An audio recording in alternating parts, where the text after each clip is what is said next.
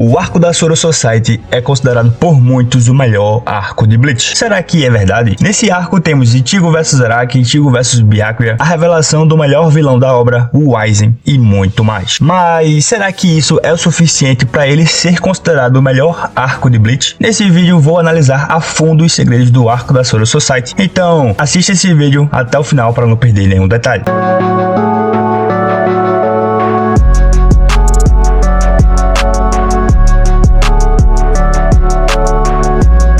Fala galera, eu sou o Zé dos Animes e se você é novo aqui no canal, já te peço encarecidamente pra se inscrever, tá? Porque aqui falamos sobre Bleach, que é o carro-chefe do canal. Toda semana também tem vídeo de One Piece e de vez em quando trago outras obras. E já senta o dedo no like, porque assim o YouTube entende que você gostou do meu vídeo e espalha ele para mais pessoas poderem assistir. E bom, recados dados, vamos deixar de enrolação e bora pro vídeo. Galera, eu já sabia que o arco da Soro Society era muito bom, mas lendo ele novamente tive mais certeza ainda. O desenvolvimento dos personagens, suas apresentações, suas personalidades. Ah, espera, calma que eu tô me adiantando. Antes de iniciar de fato esse review e análise do arco Soro Society de Bleach, se você caiu aqui de paraquedas, saiba que eu tô fazendo review de todos os arcos de Bleach, pra gente fazer um esquenta pra volta do anime. Inclusive, já fiz o review completo do primeiro arco, o arco do Shinigami Substituto. Vou deixar o link da playlist aqui na descrição, beleza? E bom, dito isso, será que esse é mesmo o melhor arco de Bleach? Vem comigo conferir. Parte 1, treinamento do Ichigo. O arco se inicia de onde o outro parou, com o Ichigo acordando na casa do Urahara depois de ter sido ferido gravemente pelo Kuchiki Byakuya, quase morrer e ter tido seus poderes Shinigamis que eram emprestados pela Rukia retirados. O Ichigo então pergunta sobre o Ista, que também ficou bastante ferido, mas o Urahara fala como ele se curou e também como falou que o único que poderia salvar a Rukia era o Ichigo. E é nesse momento que o Urahara fala que tem como ir para a Soro Society, mas que o Ichigo iria precisar treinar antes de ir, porque como ele está agora, não teria chance e por isso deixou o protagonista de Bleach lutar contra os Shinigamis para que ele pudesse sentir na pele o quão forte eles realmente eram e propõe um treinamento de 10 dias. E aqui é interessante ver como o Kubo vai criando um mistério em torno de como Urahara sabe tanto sobre a Sereitei e quem ele realmente é, por mais que você já tenha uma ideia disso. Outra parte desse mini arco que vale destacar é que no colégio ninguém lembra da Rukia, e como a Orihime acha isso estranho, pergunta por ela ao Ichigo, que descobre que a sua amiga da escola podia enxergar eles lutando contra os Rolos, e conta toda a situação para ela. E aqui é interessante perceber como mais uma vez o Kubo reforça como a Orihime entende o Ichigo, até mesmo sabendo que ele está sentindo de acordo com as expressões que ele faz com a cara. Após isso vemos o Ichigo chegar para o treinamento e o Urahara pergunta se ele contou ao pai o que ele iria fazer, o que é irônico porque o Urahara conhece o pai do Ichigo, mas o protagonista não faz ideia. E um pouco mais à frente, enquanto rola esse treinamento do Ichigo, que vou explicar ele já, porque tem muita coisa interessante para a obra. Ao mesmo tempo, a Orihime e o Sado treinam com a Yoruichi-san, que estava em forma de gato ainda, e tentam recrutar o Ista, que decide treinar sozinho, porque precisava dominar uma certa ferramenta Quincy para ficar mais forte. Vemos também um pouco da Soro Society pela primeira vez na obra, quando o Renji visita a Rukia, e ficamos sabendo um pouco da relação entre Rukia e Byakuya, e como eles têm uma relação bem distante, mesmo que sejam irmãos. E também um pouco da relação entre Rukia e Renji, que implicam muito um com o outro, o que é uma maneira do Kubo trabalhar o futuro relacionamento dos dois. E é aí que ficamos sabendo que a sentença do julgamento da Rukia sai e que ela será executada nos próximos 25 dias. E é aqui também que temos a apresentação do Zaraki junto com o Gin quando estão provocando o Byakuya, porque a sua irmã foi condenada e que alguém da família nobre não poderia suportar isso, o que já introduz um pouco de como é organizada a Sociedade das Almas. Afinal, além dos esquadrões, temos as famílias nobres. É o Kubo realmente definindo a base de tudo o que vem no futuro da obra. Mas eu não vou me adiantar. Vamos ao treinamento do Ichigo, que tem muita coisa interessante para explicar. E nele descobrimos através do Urahara como funcionam os poderes dos Shinigamis e vemos isso no passo a passo. O Urahara tira o espírito Plus do Ichigo para fora do seu corpo e explica como é difícil para ele respirar e se mexer, porque ele nunca havia saído do corpo naquela forma. Explica também como Byakuya retirou os poderes dele cortando seu Saketsu e Hakusui, que são pontes de pressão que juntos formam a fonte de poder dos Shinigamis, porque o Saketsu funciona como a corrente dos espíritos Plus, mantendo a existência dos Shinigamis, e o Hakusui é onde acumula o poder dos Shinigamis. E um Shinigami que tem esses dois cortados jamais poderia voltar a ser um Shinigami, mas como os poderes do Ichigo não eram dele, agora o protagonista poderia libertar o seu próprio poder. E para isso ele precisa passar por um treinamento de 3 etapas. Primeira etapa é que ele precisa lutar com a Oruro para conseguir se mexer e respirar sem problemas no seu corpo Plus normal. É como se fosse uma preparação para a lição 2. E aqui também ficamos intrigados em ver como a Oruro é muito forte. Society. Também ficamos querendo saber quem ela é. O Cubo realmente sabe implantar um mistério, viu? Segunda etapa, o Tessai quebra a corrente do Ichigo, porque nessa segunda fase o objetivo é trazer os poderes do Ichigo de volta antes que sua corrente seja corroída e ele vire um Hollow. E é aí que vamos pela primeira vez para o seu mundo interno e conhecemos o velho Zangetsu falando para o Ichigo qual é o seu nome. Só que ele não escuta. E aqui tem uma pequena diferença entre o anime e o mangá, tá? É que no mangá aparece uma tarja preta e no anime aparece o velho Zangetsu falando, só que o som não sai da sua boca. E aqui, outra vez, é o Cubo implantando coisas como se não fossem nada, porque afinal sabemos que o nome verdadeiro desse velho é importante no final da obra. Mas que aqui parece que a cena foi criada com a função de descobrirmos realmente o nome da espada quando o Ichigo chama o nome dela. Depois vimos que o Ichigo encontra o seu poder Shinigami, mas quase se transforma em um Hollow no processo e até mesmo sai do buraco com a máscara. Observem aqui como o Cubo sempre relacionou os dois poderes da nossa cara. O Ichigo desperta o seu poder Shinigami e a máscara Hollow vem juntos. Coincidência? Sabemos que não. E por último, a terceira etapa, que serve para o Ichigo aprender a controlar um pouco os seus poderes. E por isso ele luta contra o Urahara. E aqui já podemos praticamente entender que o Kisuke é um Shinigami porque libera a sua Zanpakuto, a Benihime. Temos também o Ichigo liberar pela primeira vez a sua Shikai, a Zangetsu. E uma curiosidade aqui, que esse momento é o único momento do mangá em que o Ichigo grita Zangetsu para ativar a sua Shikai. Porque no resto da obra ela fica em constante estado liberado. Parte 2, Invasão à Soro Society. Logo no início dessa parte, o Ichigo e seus amigos vão para a loja do Urahara, mas antes dele sair de casa, o seu pai dá um amuleto para ele. Ficaremos sabendo o porquê disso futuramente na história, no arco Arranca mais precisamente. Contudo, não irei falar porque farei o review do arco Arranca também, então vou deixar para aquele vídeo. Fato é que quando eles chegam lá, na loja do Urahara, temos a explicação do Kisuke de como funciona o Senkaimon, que é o portão que leva eles para a Soro Society. E descobrimos também como os vivos conseguem ir para lá sem separar as almas, porque afinal, o único que realmente pode se separar do seu corpo sem ficar com a corrente que liga o espírito ao corpo é o Ichigo. Enfim, quando eles chegam na Soro Society, temos a explicação de como funciona a sociedade lá, e é dividida entre a Rukongai e a Sereitei. A Sereitei é onde ficam os Shinigamis, e dentro do Sereitei possuem as 13 divisões, que geralmente ficam cercadas por um muro e 4 portões: portão norte, leste, oeste e sul, além de, claro, ter as famílias nobres. E Rukongai é a área pobre, que é onde ficam os espíritos que não se transformaram em Shinigamis. E a Rukongai é dividida em vários distritos. Enquanto maior é o número de distritos, pior é a situação do lugar. Onde no último distrito, a situação é precária e tão violenta que as pessoas vivem com medo todos os dias. Mas passando essa explicação, logo em seguida temos o Ichigo versus Jindanbo. Porque como o protagonista tentou entrar na Sereitei, os muros e portões desceram dos céus para impedir a entrada de intrusos. E aqui vemos o Jindanbo, que tem uma força lendária segundo a Yoruichi, perder para o Ichigo com um único golpe. E além disso, ele faz amizade com o Jindanbo bem de boa porque deixou ele vivo. E é aí então que o Gin aparece seguindo as ordens do Aizen para fazer com que a única alternativa do grupo do Ichigo seja entrar por cima dos muros e causar um alvoroço dentro da Sereitei. Além de que, narrativamente falando, o Gin, um capitão nesse ponto da história, já serve como uma ferramenta para mostrar que o Ichigo não está no nível de capitão ainda. Bom, depois temos algumas situações em Rukongai, vemos como ela funciona, vemos o Shibata aparecer para trocar ideia com o Sado e nos explicar como você não encontra sua família em vida facilmente por lá, porque cada um é enviado para um distrito diferente. O Ganjo é apresentado e temos uma breve luta entre o Ichigo versus ele, que rola mais pelo meme mesmo e também para indicar uma provável interação futura entre os dois, como vimos que realmente acontece. Afinal, o Gancho se junta ao grupo que vai salvar a Rukia na Sereitei. Depois disso, vemos a Rukia ser transferida para a prisão branca e também temos a explicação do que é a Soukyoku, que é a espada que vai ser usada para a execução da Rukia. Além disso, o Renji dá aquela provocada na Rukia dizendo que o Ichigo e seus amigos estão na cidade e ela fica se perguntando por que é que eles estão lá. Rukia, realmente, por que será que eles estão lá, né? Mas enfim.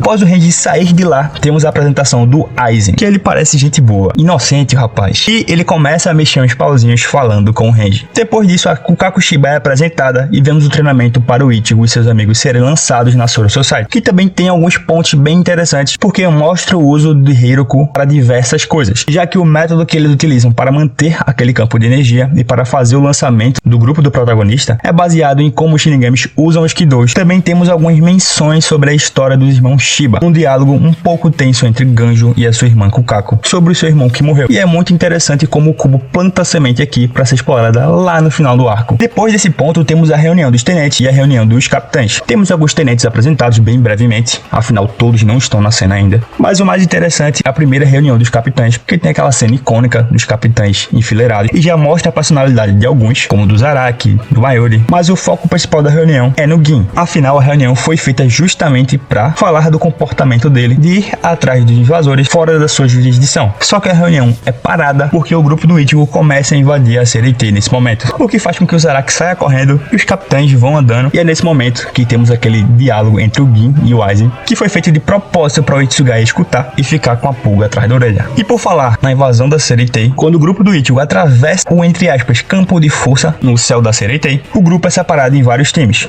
Ishida e Orihime, Sado fica sozinho, a Yoruichi fica sozinho, e claro que o Ichigo iria ficar com o Ganjo. E aqui já vemos as primeiras lutas da saga da Sora Society. Primeiro temos o Ichigo vs Ikako, que o Ichigo vence relativamente fácil, Ikako, tá? E também serve para definir que o Ichigo pode vencer facilmente um terceiro oficial. Mas aqui eu tenho uma pequena crítica a fazer, porque o Ikako fala onde é que tá a Rukia pra o Ichigo. E velho, você tem um invasor que derrotou, é um cara que você nunca conheceu na vida, é seu inimigo, e como é que você dá a informação assim tão facilmente pra ele? Tudo bem que tem muito a ver com a personalidade do Ikako e de quem é da divisão 11, porém achei que não fez tanto sentido assim. Mas enfim, vale salientar também que aqui tem uma menção a Urahara, hein? Porque quando o Ikako pergunta quem treinou o Ichigo, ele fala que foi o Urahara, e na mesma hora o Ikako sabe quem é. Mas pulando para os outros combates, também temos Yumichika versus Ganjo, e aqui a gente começa a ver que o problema da 11ª divisão é que realmente gosta de brincar nas lutas. Porque se o Yumichika quisesse, ele derrotava o Ganjo facilmente. Até porque não é uma luta realmente em si, é mais uma brincadeira de gato e rato entre o Yumichika e o Ganjo, até que o Ganjo consegue despistar o 5º oficial da 11ª divisão. E o curioso é que desde essa parte, o confronto entre Ichigo e Zaraki já é preparado. Mas enfim, para finalizar essa etapa, temos uma luta entre Ishida e Orihime versus o irmão do Jindabou, que na verdade é mais o Ishida versus o Shinigami, porque a Orihime não consegue fazer muita coisa, mas o Ishida consegue facilmente, porque ele doutrina o cara. E aqui é bom porque já podemos ver o quão ele evoluiu. A Orihime mesmo nem conseguiu ver ele se movendo direito, até porque nessa época realmente ficaria difícil ela acompanhar. Parte 3 versus Renji. Esse é um mini arco bem rápido, para falar a verdade, não lembrava que era tão curto assim, mas serve para introduzir o Hanataro na obra, e ele serve de ferramenta para movimentar a narrativa, porque o Ichigo e o Ganjo conseguem capturar ele e terminam descobrindo um interesse em comum de salvar a Rukia, o que leva ao membro da 4ª divisão se unir a eles e levá-los pelo esgoto para pegar um caminho mais seguro. Aqui também ficamos sabendo que cada divisão tem a sua função, e o 4º esquadrão é a divisão médica. Na reunião de tenentes, quando o Renji fica sabendo que o Ikako perdeu para o Ichigo, ele sai sem ninguém perceber para ir confrontar o protagonista, e assim desacatando ordens. Os dois então se encontram enquanto o Ichigo sai do esgoto com o Ganjo e o Hanataro. No mangá, essa luta é bem mais curta do que no anime, tá? O Ichigo realmente começa na vantagem, mas o Renji explica que na Soul Society ele é 5 vezes mais forte do que no mundo real, porque tanto os tenentes quanto os capitães, quando vão para o mundo real, eles têm sua Reiatsu reduzida para não causar estabilidade. E é uma luta bem dinâmica com táticas do Ichigo para conseguir burlar o padrão de ataques da Zabimaru, e essa análise dele é até explicada pelo Urahara de como analisar o ataque do inimigo para poder encontrar uma abertura. Mas o mais interessante aqui é realmente a motivação dos dois, porque os dois querem salvar a Rukia, só que o Renji culpa o Ichigo por ela estar naquela situação. Só que depois que ele entende que o Ichigo quer realmente muito salvar a Rukia e ele não é culpado,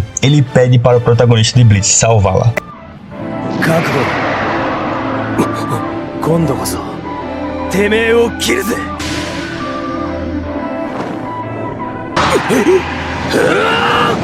Aqui também é muito interessante como vemos o passado do Renji e da Rukia, e descobrimos como eles se conheceram em Rukogai quando ainda eram crianças e como lutaram por suas vidas, enfrentando a pobreza e a violência da parte pobre da Soul Society. Mas apenas os dois do grupo que eles faziam parte possuíam poder para virar Shinigami e decidiram entrar para o Gotei 13 depois que seus amigos morreram, e lá dentro a Rukia foi adotada pela família Kuchiki, e desde então os dois não se falavam, até que se reencontraram no final do arco anterior. Parte 4 versus Zaraki. Aqui vemos que o plano do Aizen está correndo bem quando é mostrada a conversa entre o Toshiro e a Hinamori sobre como ela deve ter cuidado com a 3ª divisão e que o Aizen não deveria andar sozinho. O bom da releitura é isso, porque a gente vai pegando essas nuances que não havia pego antes. E aqui também vemos a máscara do Ichigo aparecer quando o Hanataro tá tratando ele, mas a joga fora, porque não sente energia boa vindo dela. E é interessante perceber também o Kubo trabalhando esse lado rolo do Ichigo desde o início da obra. Porque, repetindo, esse arco aqui serve de base para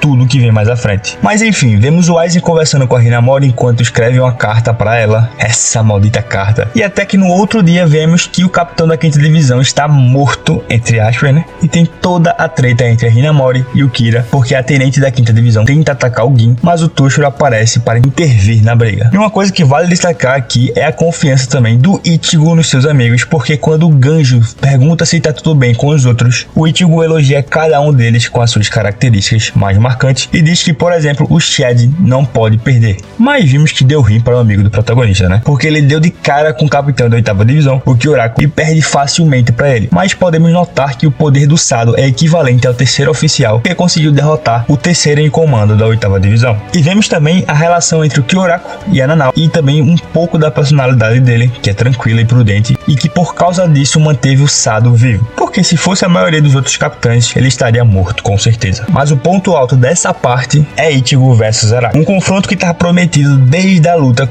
com o Ikkaku. E assim, o confronto é animal. Muita gente fala que tem protagonismo, muita gente fala que tem explicação dentro da obra, mas isso não vem ao caso agora. Aqui é interessante realmente analisar o potencial gigantesco que o Ichigo tem e também o potencial do Araki, porque ele realmente é um dos acertos do Kubo na obra, porque ele é um personagem muito bom. Ele é carismático, é forte e ainda fica aquele ponto de mistério do porquê, assim como os outros capitães, ele não tem nem Shikai nem Bankai. E você passa a gostar tanto dele que você fica torcendo durante a obra para que ele consiga liberar a sua Shikai e a sua Bankai. Mas não é só isso que tem para analisar dessa luta. Um ponto importante é como o Ichigo fica mais próximo e se conecta mais com o seu poder, porque aqui é a primeira vez que vemos o Zangetsu realmente treinando ele e é também a primeira aparição do Ichigo Hollow. Além, claro, do Kubo aqui já introduzir uma técnica dos Quincy's, que se você sabe quem é o Zangetsu de verdade, sabe que ele usou uma técnica chamada Blood para parar o sangramento do Ichigo. Porém, não vou entrar em detalhe aqui, porque o foco aqui é analisar os pontos desse arco. Mas isso só mostra que realmente a história do nascimento do Ichigo estava planejada desde o início de Bleach. 当然だろ。俺の力全部あんたに預ける。好きに使ってくれ。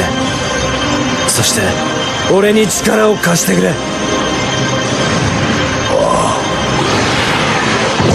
Assim como também o passado de Zaraki e Yashiro, porque se você percebeu, quando Zaraki encontra ela pela primeira vez e pergunta de onde ela veio, ela aponta para a lâmina da espada. Parte 5, treinamento da Bankai. Hanataro e Ganjo chegam para salvar a Rukia, mas quando o Shiba vê quem é a Rukia de fato, porque ele nunca tinha visto até o momento, ele percebe que é a Shinigami que teoricamente matou seu irmão. Mas sabemos que não é bem assim, porque vimos o passado da Rukia com Kaien e como eles eram amigos. E vimos toda a história do Kaien, em como ele perdeu a mulher dele, em como ele foi atrás do Hollow junto com o Kitaki e com a Rukia, e como ele acabou sendo possuído pelo Hollow e que ele atacou a Rukia, porque no momento em que o Kitaki foi atacar o Hollow, sentiu os efeitos da sua doença e por isso o Kaien, possuído pelo Hollow, atacou a Shinigami, que o perfurou com a espada, e assim ele acabou morrendo. E como isso realmente marcou a Rukia, porque ela realmente se culpa muito por isso. O fato é que enquanto o Ganjo discute com o Hanataro sobre salvar ou não a Rukia, o Byakuya chega no local exercendo a sua pressão espiritual, o que faz até mesmo o Ganjo dizer que a Reiatsu dele é tão forte quanto a do Zaraki. O capitão da 6ª divisão então libera sua Shikai pela primeira vez na obra,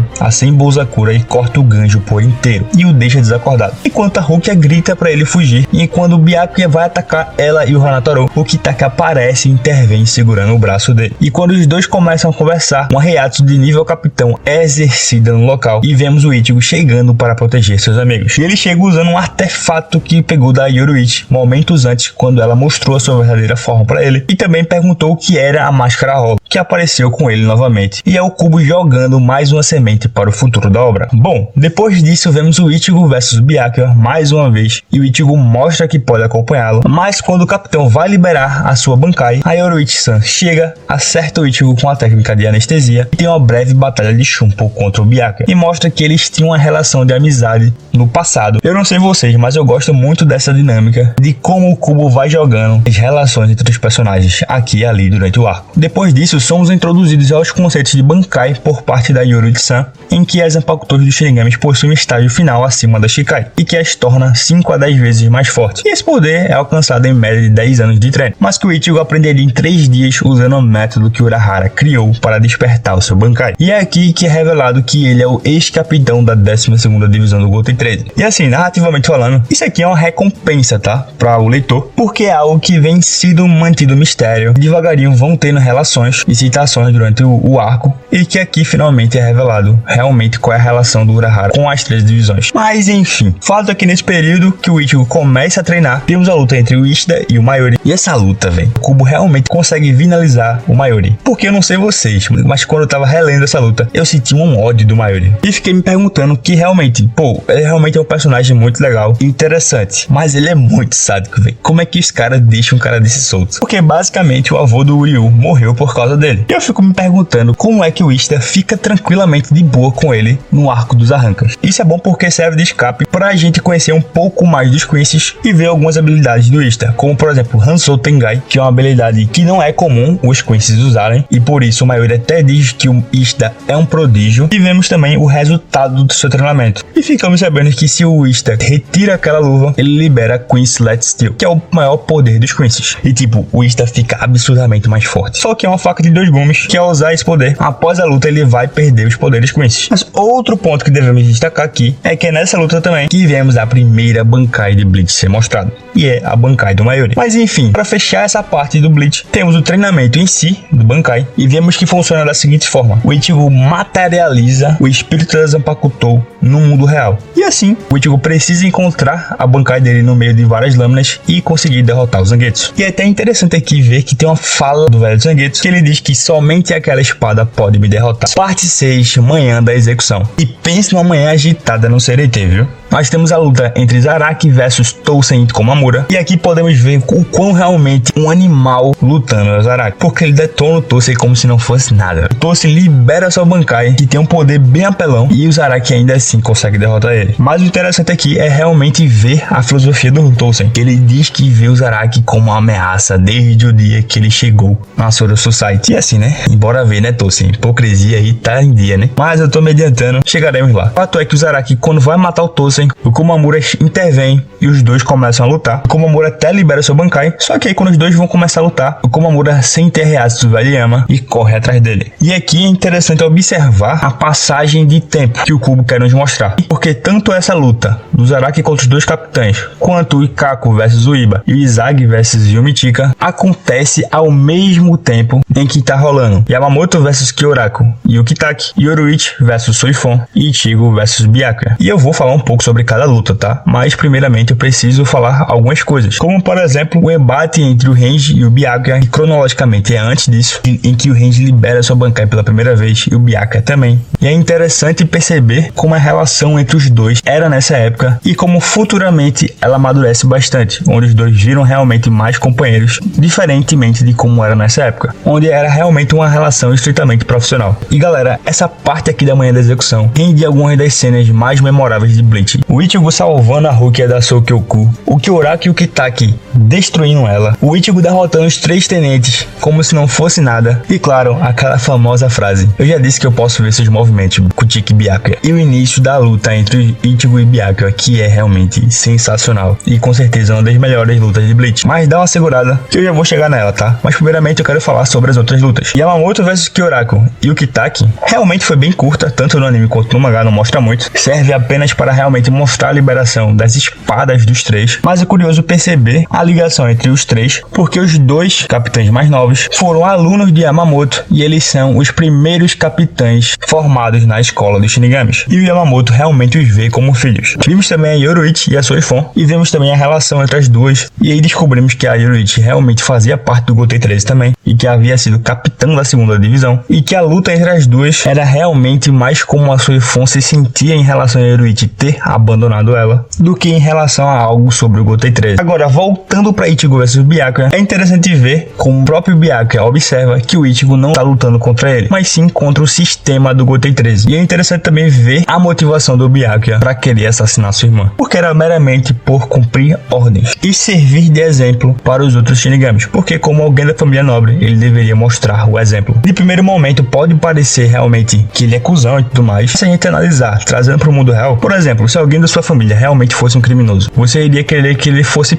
preso, certo? Claro que no caso aqui, a Rukia era inocente e era toda uma conspiração do Aizen. Mas isso é gente leitor que sabe. O Byakuya não sabia disso. Claro que também acho que falta realmente uma investigação mais aprofundada do Gotei 13 sobre o caso, o que me faz criticar realmente o Yamamoto nesse ponto, porque ele aceita as ordens da Central 46 como se fosse um bichinho de estimação. Mesmo eu achando o velho muito foda, nesse ponto ele realmente falhou. Então assim, olhando pela ótica do Byakuya, é justificável o que ele quer fazer. Porém, realmente faltou a parte de questionamento, né? Enfim, deixando essa conversa filosófica de lado, vamos pra porradaria, que é o que importa. Pelo menos pra maioria das pessoas. A luta entre os dois é animal. Vemos o Ichigo mostrar pela primeira vez a sua Bankai e o Byakuya mostrar todo o potencial da sua Bankai naquele momento. E eu não sei vocês, mas eu sou curioso até hoje pra saber quem foi a primeira pessoa que viu o Senkei do Byakuya. Porque ele fala que a segunda pessoa que havia visto aquela sua habilidade era o Ichigo. Fato é que aqui também vemos o Ichigo passar por uma rolificação mais uma vez e o seu rolo toma conta do corpo dele por um breve momento e ele é detonar o Byakuya. Ele usa até mesmo Getsuga Tensho negro pela primeira vez e isso só mostra o quão realmente forte é a Zanpakuto dele.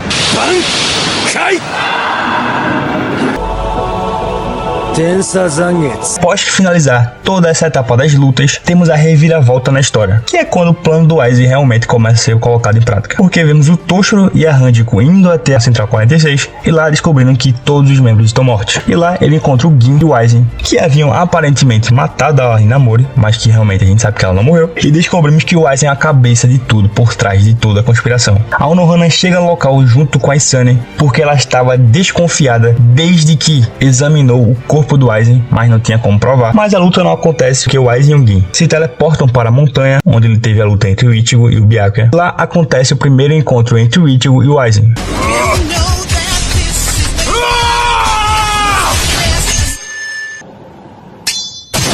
E é aqui que realmente vemos o plano do Aizen explicado, em que ele na verdade estava atrás do Hogyoku, um artefato criado pelo Urahara, e também temos a demonstração do seu poder, porque nem mesmo outros capitães conseguem detê-lo. E aqui é interessante destacar uma diferença do mangá pro anime, porque no mangá aparecem os outros 3 guardiões dos portões que eram subordinados de Aizen, coisa que não acontece no anime. Fato é que todos os capitães depois disso chegam ao local, e nesse mesmo tempo também descobrimos que o Tosen era aliado do Aizen e do Gin, só que os 3 são resgatados pelos rolos através da luz da negação e são levados para o Ecomundo. Parte 7, parte final. E aqui vemos realmente mais um prólogo aqui do CDT, tá? Vemos todo mundo sendo tratado, cuidado pelas equipes médicas. Vemos o passado do Byakuya e que na verdade ele não é irmão de sangue da Rukia, mas sim por consideração, porque a sua ex-mulher era a irmã verdadeira da Rukia. E é interessante ver como os dois se entendem e passam a fortificar seus laços. Mas o momento que eu quero destacar mesmo aqui é a parte final, que é quando os amigos do Ichigo estão indo embora para o mundo humano e o Kitaki entrega um emblema de Shinigami para o Ichigo. E o Kitaki fala que aquele é o emblema dado ao Shinigami substituto que foi reconhecido pela Seireitei. E aqui é o Kubo introduzindo mais uma vez algo que vai ser explorado lá na frente no arco dos Forbrands. E aqui eu quero chegar à conclusão com vocês, galera. O arco da Seireitei é o melhor arco de Bleach? Na minha opinião, sim. Porque apesar dos seus defeitos, como todos os arcos têm defeitos, ele é em si um arco base para o resto de Bleach. É o arco onde realmente ele faz a fundação mais sólida de como funciona o Gotei 13. Ele introduz personagens importantes, dá uma pincelada na história de cada um. O Kubo consegue realmente trabalhar bem boa parte dos capitães e tenentes das 13 divisões. Ele introduz temas que serão importantes lá na frente, como a rolificação do Ichigo, a questão do emblema Shinigami, algumas habilidades dos Quincy's também, além de, claro, ter todo o jogo de xadrez do Aizen com a Gotei 13, o que realmente nos deixa com aquele gosto de quero ver o que é que vai acontecer mais à frente. Além de que o arco também é bem coeso coeso e ele tem um início, meio e fim muito bons. Então sim, o arco da Soul Society de Bleach, pra mim, é o melhor arco de Bleach. Não é o meu favorito, mas é o melhor que tem sim. E bom galera, esse foi o review completo do arco 2 de Bleach, o arco da Soul Society. Agora eu quero saber de você, o que é que você achou desse arco? Qual é a sua opinião sobre tudo que acontece nele? Comenta aqui embaixo e vamos debater, que essa é a melhor parte. E bom, eu vou indo nessa, o vídeo vai ficando por aqui. Até a próxima, valeu, falou!